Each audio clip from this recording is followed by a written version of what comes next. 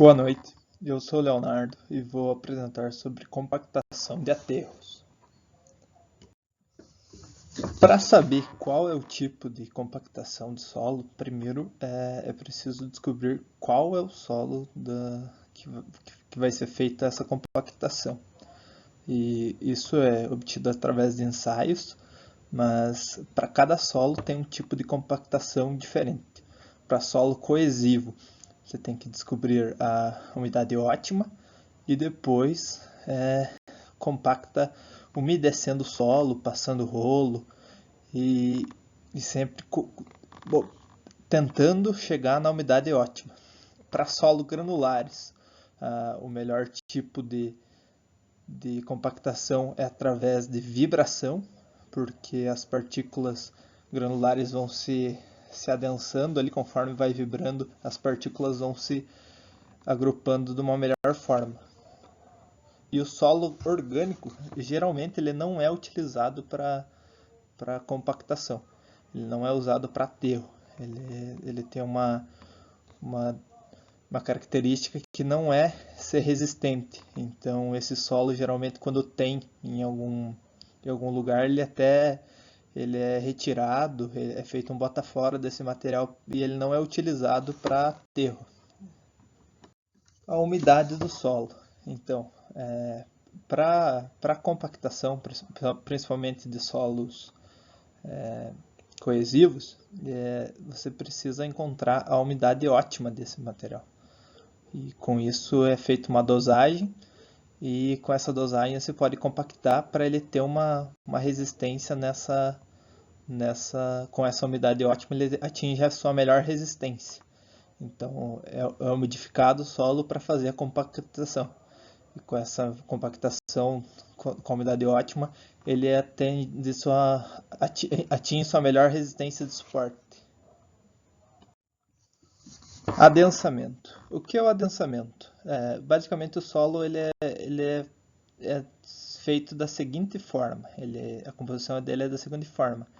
O solo, a parte que é sólida, e tem seus vazios. Esses vazios são preenchidos de água e ar. Ao longo da vida útil, quando você aplica uma carga nesse solo, ele tende a adensar. O adensamento dele ocorre porque vai ter uma expulsão desses vazios, vai ter expulsão de água e de ar ao longo do tempo. Geralmente, ele adensa, quando você aplica uma carga, né, ele adensa em 2 anos 50% do adensamento total. Então, você aplicou a carga, ele vai adensar. Se em 2 anos ele não adensar muito, quer dizer que depois de vários períodos de tempo ele não tende a adensar muito mais do que ele adensou em 2 anos.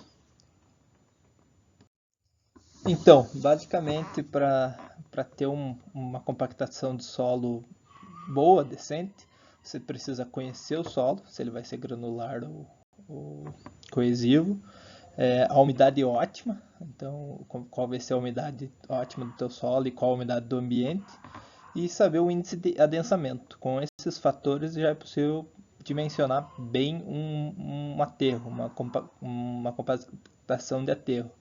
E para fazer essa compactação, você vai precisar de equipamentos esses que pode ser rolo, placas vibratórias, rolo pé de carneiro, e basicamente o rolo ele é feito para passar várias vezes em cima do material até ele compactar. A placa vibratória, tem rolos vibratórios também, ele vibra para as partículas irem se adequando, se amontoando ali da melhor forma.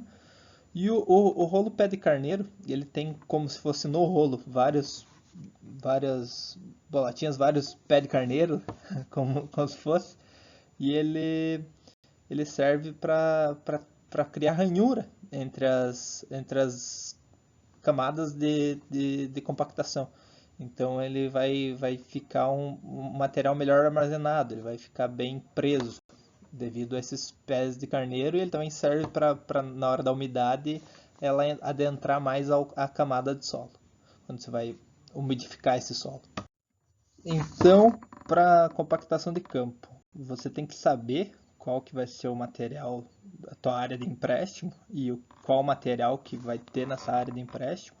E você precisa, inclusive, conhecer o solo que vai ser emprestado, né? Que vai ser transportado até o terreno que vai ser feita a compactação. E precisa dimensionar também o transporte, ver como vai ser esse transporte e espalhamento. Geralmente o espalhamento é feito em camadas de 15 a 30, 40 centímetros. E em camadas, passa o rolo. E para fazer esse transporte, esse empréstimo, você tem que levar em conta o índice de empolamento. Esse empolamento, quando você tira um solo do estado natural dele e coloca no caminhão e vai compactar, tudo isso, todo esse trâmite, ele vai mudar o volume desse material. Ele está compactado no estado natural, você vai tirar ele, vai tirar toda a compactação para transporte e depois vai recompactar ele com a sua umidade ótima, que ele vai ser todas vai ser compactado de uma forma diferente do que do estado natural. Então tudo isso aí vai mudar o volume no decorrer do tempo. Tudo isso tem que ser calculado para o projeto de compactação. Então, é muito importante o controle tecnológico do solo. Tem que fazer ensaio de solo para ver o adensamento, para ver a compactação do solo, a umidade ótima, como é que o solo vai se comportar no teu aterro. Então, não pode deixar passar, tem que fazer o ensaio. O ensaio tem sua normatização, eles são feitos iguais para tudo, né? São feitos da mesma maneira para ter resultados iguais. E é necessário, além dos ensaios, fazer um acompanhamento da obra, dessa compactação. Então, com os dados que se foi retirado no laboratório, se leva eles para campo para conseguir dosar a umidade ótima, para conseguir ver se o solo vai ser compactado da melhor forma possível. Então, quais são as principais diferenças entre aterro de pavimentação e aterro de implantação topográfica? O aterro de pavimentação ele tem que garantir a resistência ao longo de todo o trecho, né? Todo o trecho de pavimentação ele tem que resistir. Se tiver qualquer falha, o pavimento vai falhar também. E a implantação topográfica, se for uma pavimentação profunda, esse aterro não precisa de todo o controle necessário para, pelo menos embaixo da estrutura, igual de pavimentação. Porque quem vai garantir a resistência, a estabilidade da estrutura e a integridade da estrutura vão ser as camadas mais profundas. A fundação chega até a camada que é mais resistente. Então, nesse caso de fundação, nesse tipo de fundação, quem vai garantir vai ser as camadas mais baixas. Se caso for um radier, for uma fundação superficial, então esse aterro tem que ter todo o mesmo processo, ou o processo parecido da pavimentação. Tem que ter o controle, tem que ser compactado em camadas, e daí então não muda tanto. O que muda também da pavimentação e a implantação é o volume, né? A pavimentação, se for longa, né? Geralmente são, né? Rodovias, são quilômetros de terra que são mexidos, né? Então o volume é bem maior. Então a obra que eu peguei para exemplificar uma obra de aterro é a rodovia da Boiadeira, assim conhecida, né? Ela é a BR 487, ali ela está nesse mapa que foi retirado do DENIT. Ela está em marrom ali na parte mais norte do Paraná, ali em cima. E ela é uma rodovia, ela é bem extensa, né? De quase 47 quilômetros. Então, nessa obra teve bastante compactação e aterro e movimentação de terra e estabilidade de taludes, e ela é uma obra bem interessante. É uma obra que custou mais de 200 milhões de reais, e aí é uma imagem dessa trecho de terra, né? Apesar que já havia uma rodovia aí nesse lugar, eles ainda tiveram que mexer e aterrar e acertar os níveis. O terreno, como já era antigo, ele teria compactação ao longo dos anos, né? Passavam carretas e caminhões aí nessa rodovia.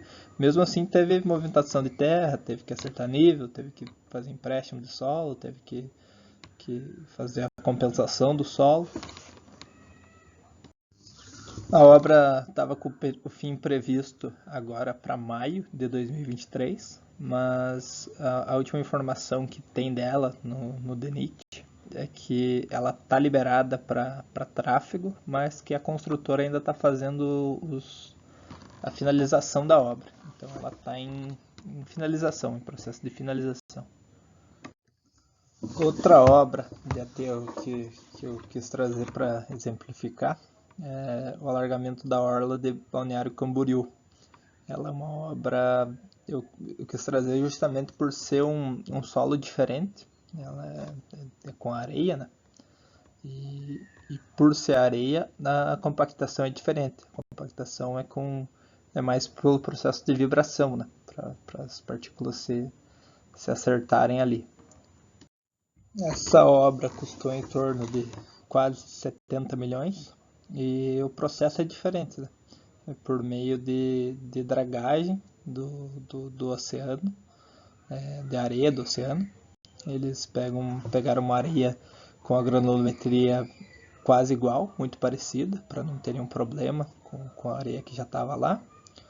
E ela foi feita com uns tubulões, uma tubulação que levava essa areia até a praia, porque devido à altura, à profundidade, que tinha que ser de mais de 10 metros de profundidade para a embarcação conseguir trafegar, então teve que ser em próximo de 2 quilômetros longe da costa. Então essa tubulação tinha 2 quilômetros de comprimento e ela jogava areia lá na praia, né? Então, conforme ia passando a areia, né, para a praia, eu tinha que ter rolo compactador com vibratório para ir compactando toda essa areia, para a areia não ser perdida e não voltar para o oceano. Então foi feita toda essa compactação. Essa é a foto de antes e depois, de como era e como ficou. Tinha uma orla ali de 25 metros, mais ou menos, foi para 70 e mais para aspecto turístico, né? Que ficou mais atrativo para turista e também encareceu os prédios ali da região. E é isso aí, muito obrigado e até a próxima.